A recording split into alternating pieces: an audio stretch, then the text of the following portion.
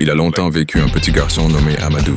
Amadou habitait dans un petit village loin de la ville. Il n'avait pas de chaussures, il n'avait pas de vêtements neufs. Sa chemise était déchirée et son pantalon avait des trous.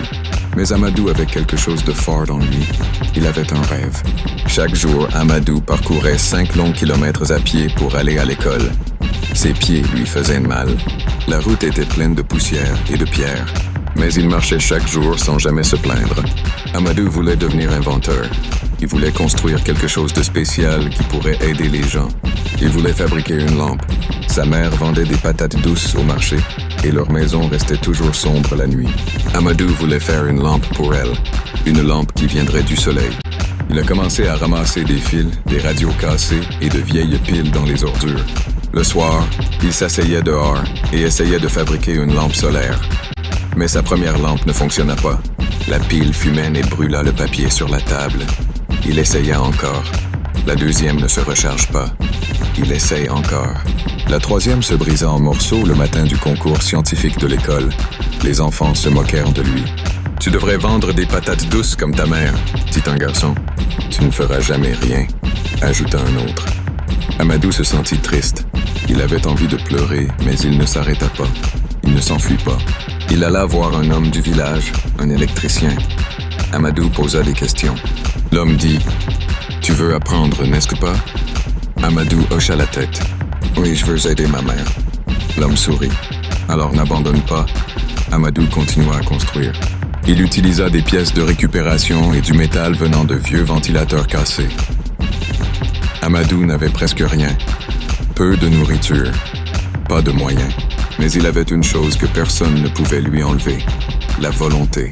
Ses mains étaient sales, blessées, fatiguées. Mais son esprit, lui, restait éveillé. Un jour, on annonça un concours pour jeunes inventeurs. Amadou voulut abandonner. Mais une voix lui dit « Essaye, c'est ton moment. » Cette nuit-là, pendant que le monde dormait, Amadou travailla. Avec des déchets, des fils cassés, des pièces oubliées.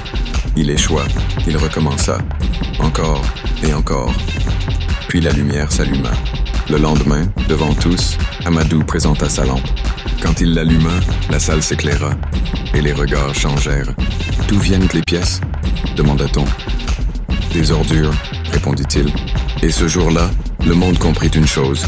Le talent ne dépend pas de la richesse. Les rêves n'ont pas de limite. Même dans l'obscurité, quelqu'un peut créer la lumière. Amadou gagna le prix. Mais surtout, il gagna son avenir. L'entreprise du marchand offrit à Amadou une bourse pour étudier dans une grande école. Mais le plus beau dans cette histoire, ce n'était pas seulement la bourse. C'était le fait que sa petite lampe solaire allait bientôt illuminer de nombreuses maisons du village. Grâce à elle, les enfants pouvaient lire la nuit. Les mères pouvaient cuisiner sans craindre l'obscurité. Et Amadou, lui, continua d'inventer, animé par une foi inébranlable en ses rêves. Dans la vie, beaucoup de personnes tombent. Une fois, 2 fois, parfois encore plus. Elles essayent, échouent, puis entendent des voix qui leur disent « Arrête, ce n'est pas pour toi. » Mais écoute bien ceci, les vrais gagnants ne sont pas ceux qui ne tombent jamais. Les vrais gagnants sont ceux qui se relèvent à chaque chute.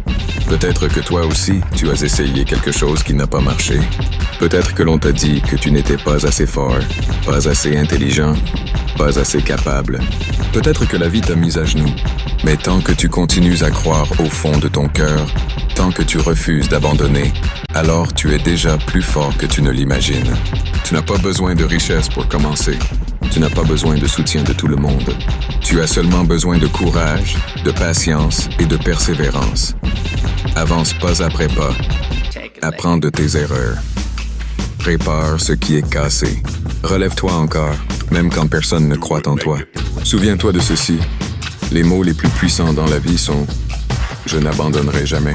Si tu continues un jour, quelqu'un regardera ton parcours et dira « C'est exactement ce que nous cherchions ». Alors continue. Lève-toi et garde ton rêve vivant.